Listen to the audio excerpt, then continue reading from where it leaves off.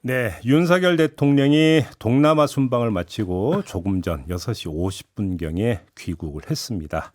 여러 가지 장면이 연출이 됐는데요. 좀 결산이 필요해서 이분을 스튜디오로 직접 모셨습니다. 군사안보 전문가죠. 김종대 전 정의당 의원과 함께합니다. 어서 오세요. 네, 안녕하세요.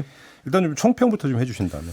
예, 참으로 어떤 역사적인 순간이었다고 봅니다. 지난 30년간 우리가 한중 수교라고 또 그 러시아하고 당시 소련이었습니다만 이렇게 어떤 그 대륙으로 진출해서 이제 황금의 시대를 열었고 그 보수 진보 정권 할 거 없이 균형 외교의 기조하에서 대한민국의 어떤 다자 외교의 그 중심국으로 이렇게 도약해 왔는데 이번 윤 대통령의 동남아 순방은 이제 그러한 30년의 역사가 결산이 되고 본격적인 진영 외교, 블록 외교, 예, 그래서 동맹이 모든 다자 외교를 압도해버리는 예, 이런 어떤 시대로의 전환이거든요. 그런 면에서 한편으로는 좀 착잡하기도 하고. 근데 형식적으로 놓고 보면 한미, 한일, 한중, 한미일 정상회담이 모두 열렸기 때문에 네. 일단은 그 윤석열 정부 쪽에서 이제 외교적 성과냐 이렇게 좀 자평할 수도 있을 것 같은데요. 네, 그 자체는 평가해 줄 만합니다. 예. 예, 특히 한중 정상회담이 매우 불투명했는데 그러니까요. 성사된 거는 매우 뜻깊은 일이었다. 그런데 이제 문제는 내용이다. 예, 막상 뚜껑을 열어보니까 이거 서로 뭐 별로 만나고 싶지도 않았는데 만난 것처럼 그래요? 불과 시간도 25분에 한마디씩 하고 통역하고 한중 정상회담 얘기하는 거죠? 예, 그렇습니다. 이래가지고 또 이견만 확인하고 그래서 앞으로 외교의 어려움이 중국 쪽으로부터 한중 관계로부터 현 정부의 외교적 어려움과 도전이 앞으로 밀려오지 않겠느냐 이런 조심스러운 예상을 안 할 수가 없어요. 조금 전에 이제 그 의원께서 이른바 본격적인 진영 외교 네. 이 말씀을 하셨는데 그게 이제 그 이른바 한국판 인도 태평양 전략. 네. 윤석열 대통령이 이제 그 동아시아 회의에서 이제 발표를 했는데 네. 그 내용이 미국의 인태 전략하고 거의 흡사하다. 이런 지적이 이미 있었거든요. 그 네. 말씀이십니까? 예, 그렇습니다. 사실 저는 윤석열 대통령의 연설이라기보다는 미 국무부 담화를 듣는 줄 알았어요. 그래요? 어디 백악관이나 국무부에서 늘상 해왔던 어디 용어까지 똑같은. 예, 아주 귀에 못이 박히게 들은 얘기죠. 예컨대 뭐 항해 자유, 예. 또 자유롭고 개방되며 안전된 인도 태평양. 예. 예, 이런 어떤 용어들은 거의 어떤 미 국무부 언어고 지난 정부까지 우리는 신남방 정책이라 그래서 조금 이렇게 결이 달랐거든요. 그런데 이제는 완전히 미국화됐다. 그런 점에서는 뭐 이번에 인도 태평양 전략이 거의 중국을 가상 경쟁자로 아예 선언한 것이나 다름이 없고 예, 그런 점에서 한미일의 집단 안보 체제, 네. 어떤 블록화, 중국하고의 디커플링 이런 속도가 엄청나게 앞으로 빨라지겠구나. 네. 예, 그런 생각이 들어요. 그리고 한미일 정상회담 그 성명문을 본 대만 해협 문제까지 거론이 됐잖아요. 이건 네. 어떻게 보세요? 대만 해협의 이제 기존 입장을 재확인한다는 표현이 들어가 있습니다. 이 문제도 역시 우리의 금기를 이제는 깨는 것이죠. 우리가 주로 중국을 고려해서 대만 문제라든가 민감한 남중국해 문제라든가 이런 것들은 전략적 모호성을 유지해 왔는데 네. 이제는 그런 게 아니라 명확하게 표현해 버린다. 아하. 이런 점에서 역시 기조가 달라졌다고 볼 수 있습니다. 어제 성사된 한중 정상회담 불투명했던 게 개최까지 갔던 데는 바로 그 점. 그러니까 윤석열 대통령이 이제 그러니까 보이는 모습을 보면서 이건 좀 아니지 않나 했고 한중 정상회담이 성사된 거 아니냐. 이런 분석이 있던데요. 동의하십니까? 뭐 그렇지는 않습니다. 사실은 8월 말부터 한중 수교 30주년 그 기념 메시지에서도 윤석열 대통령이 시진핑 주석을 곧 만나기를 고대한다는 표현을 보냈었고 또 중국 쪽에서도 좋은 답변이 나왔고 네. 그리고 중국 상무위원장이 또 한국을 방문해서 네, 그랬죠. 정상회담에 대한 어떤 그 기대와 희망을 이야기했고 그래서 이것이 차곡차곡 쌓여왔던 거지요. 예. 그러니까 서로 간에 궁금한 거예요. 만나고 싶었던 거는 서로 간에 이것은 맞아떨어진 겁니다. 그런데 그 전에 이제 인도 태평양 전략을 우리가 강하게 주장하고 나서는 걸 보면서 좀 섭섭했던 것 같아요. 그래서 그러면 지금까지의 말씀 한마디로 정리하면 중국 견제 네. 모든 건 여기에 맞춰져 있다 이렇게 봐도 되는 겁니까? 정리하면? 그렇습니다. 간단하게 정리하자면 한미일 삼국이 공동의 적은 아니지만 도전자로서 중국의 존재를 사실상 합의한 것이고 예. 그 다음에 그 중국에 맞서서 이제는 한미일의 어떤 그 집단 안보 시스템이 드디어 이제 착수가 됐다. 예, 이것은 앞으로 한미일의 어떤 그 안보 협력이라는 표현 속에는 어떤 집단화된 안보 체제로 이제 나가기 위한 발걸음이 시작됐다고 보는 것이죠. 집단 안보 말씀하셨으니까 예. 북한 미사일 경보 정보를 실시간으로 공유한다. 네. 지금 합의 내용에 이게 있지 않습니까? 그렇습니다. 한미일 간에 이건 예. 어떻게 읽어야 되는 겁니까? 그러니까 제가 전에도 이 방송에 나와가지고 한미일 안보 협력의 최대 관심사는 미사일 방어가 될 것이다. MD 체제 얘기했었죠. 예, 이 얘기를 여러 차례 했었는데 이제 본격화된 것이죠. 미사일 방어는 크게 소극적 단계와 적극적 단계가 있는데 소극적 단계가 바로 경보 발령, 대피 훈련 이런 것들입니다. 이것을 이제 같이 한미일이 하는 거 실시간으로 하는 건데요. 네. 이것은 언젠가 적극적 미사일 방어, 즉 미사일 요격으로 진화할 수 있습니다. 그런데 지금 현재 그 일본으로서는 안보의 큰 수건 하나가 풀린 겁니다. 얼마 전에 그 북한이 ICBM 발사했다 동해에서 소실된 사건이 있었는데 네, 네, 네. 그때 일본 쪽으로는 안 갔는데 일본에서는 경보가 올렸단 말이에요. 맞아요. 이거 오작동한 거거든요. 그리고 북한이 뭐 미사일을 발사하면은 동해에서 추진체와 탄도가 분리될 때 우리는 한 발의 미사일로 보는데 일본에서는 이게 두 발로 보이는 거예요. 정보가 아무래도 분리되니까. 떨어지는 겁니까? 그렇습니다. 그래서 아베 총리 때도 하도 이렇게 오인 또는 오작동이 많으니까 아베 총리가 일본 의회에 불려 나왔을 때 의원들이 좀 똑바로 해라. 그러면 항상 아베 총리가 그 답변한 게 한국하고 협력해서 정보 경보 시스템을 개선하겠다. 이렇게 답변했거든요. 그게 해결된 거예요. 그럼으로써 일본 안보의 수건 하나가 해결이 됐다. 그럼 아쉬운 쪽은 우리가 아니라 일본이었다는 얘기입니까? 적어도 이 미사일 경보에 관한 한은 아쉬운 건 항상 일본이고 우리 정보가 긴밀하게 필요했던 것이죠. 그런데 이번에 이제 더 이상 오작동하는 일 없이 같은 데이터를 한국과 같은 화면에서 같은 시간대에 본다는 뜻이 되는 거니까. 그러면 지소미아는 이제 의미가 없어지는 거네요. 지소미아는 일종의 뭐냐면은 공인인증서 같은 겁니다. 거래를 하기 위한 그 인프라에 불과한 것이고 예. 무엇을 거래하는가가 이제 결정이 돼 버리는 것이죠. 그러면은 데이터거든요. 이 부분에 대해서 실시간 데이터 공유 이거 굉장히 높은 수준의 그 안보 협력이라고 볼 수 있겠어요. 그럼 여기서 근데 더 나갈 수도 있는 겁니까? 그렇죠. 이게 이제 이런 소극적 미사일 방어를 같이 협력함으로써 예. 이제 추후에는 한미일 공동 미사일 방어 훈련을 하게 되고 또 요격 훈련을 하는 공동의 교전 수치, 또 정례적인 어떤 공동 연합 훈련. 더 나가서 궁극적으로는 한미일 통합 미사일 방어 체계인데 그거는 이제 단일 지휘관에 의한 이런 어떤 그 국가를 초월한 어떤 융합형의 안보 체제가 이제 먼 훗날이겠습니다만 집단 안보 체제가 출현할 수도 있는 겁니다. 근데 지금까지는 이제 어떤 그 정보의 측면에서 일본이 아쉬운 점을 말씀하셨는데 우리가 이제 그 전반을 좀 봐야 되니까 거꾸로 우리 입장에서 일본한테 얻어낼 수 있는 건 있습니까? 그러면?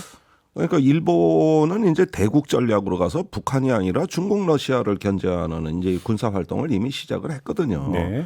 그런 과정에서 우리도 부수적으로 어떤 일본의 그 어떤 막강한 해양 군사력이라든가 또 우주 능력이라든가 이런 부분에서 일부 교류할 점이 있다고 봅니다. 제가 왜 여쭤봤냐면 한미일 뭐 연합 해상훈련이라 이런 게 진행이 될 때 논란이 있었고 이때 우리 정부에서 어떤 이야기가 나냐면 예를 들어서 지금 대잠수함 문제에 있어서 좀 초계기가 필요한데 일본이 훨씬 많다. 네. 그다음에 어떤 일본의 어떤 위성 숫자가 훨씬 많다. 네. 이런 점을 그러니까 강조한 바가 있었거든요. 그럼요. 미군보다도 많으니까. 그러니까 그런 점에서 우리가 얻을 수 있는 게 있느냐 그 점을 여쭤본 겁니다. 아니 그런데 상대가 누구냐인데요. 뭐 일본에 아무리 초계기가 많다 한들 북한 잠수함이 멀리까지 가는 잠수함도 아니고 뭐 연안에서나 활동하는 잠수함인데 그 일본은 동해 먼바다에서 초계 활동을 한단 말이죠. 그러면 우리가 그 정보가 있으면 좋겠지만 급하지가 않죠. 그런데 상대가 중국, 러시아라면 문제가 달라집니다. 이때는 우리가 대잠수함 작전 능력이 없어요. 근데 그건 일본이 갖고 있단 말이죠. 예. 그러니까 이런 어떤 상황 설정에 따른 문제고 일단 북한으로부터 우리가 방어가 급하다고 하면은 일단 우리는 한미 연합 방위와 자주국 방력으로 저는 그 나아가도 충분하고 일본이 당장 뭐 직접적 도움이 되는 건 아니다. 오히려 방해가 될 수도 있다. 자꾸 일본이 이제 근처에 와서 동해에서 넘실넘실 되면 그럼 의사결정도 복잡해지고 또 한국 주도의 한반도 통일을 찬성하는 나라도 아니고 이런 어떤 면에서 국가 정체성과 이념의 차이도 있는 거거든요. 이런 면에서 한미 간에 간편하고 경쾌하면서 단순한 위기관리 체제가 일본이 끼어들므로써 복잡해지고 관리하기가 어려워질 수도 있는 것이죠. 또 한 가지의 과제가 이제 뭐 북한의 핵실험, 7차 핵실험이 임박해 있다는 어떤 그러니까 사실을 전제로 중국이 좀 뭔가 북한을 제어해 주기를 바라는 부분이 있었지 않습니까? 네. 근데 이거에 대한 지금 중국의 확답이 없다 이런 분석이 있던데 맞습니까? 예, 이번에 사실 바이든 대통령이 중국에 굉장히 중요한 통보를 한 거예요. 북한이 추가 핵실험을 하면 인도 태평양에서 미군의 군사력과 안보의 현시, 그 프레젠스라고 표현했습니다. 이걸 더 증가할 수밖에 없다. 즉 미군의 전략 자산을 인도 태평양에 전진 배치할 수밖에 네. 없다. 그러니까 중국이 역할 좀 해라. 그러니까요. 이 얘긴데 네.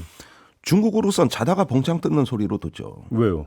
아니 북한의 핵 문제는 미국하고 문제인데 왜 우리더러 책임을 뒤집어 씌우냐.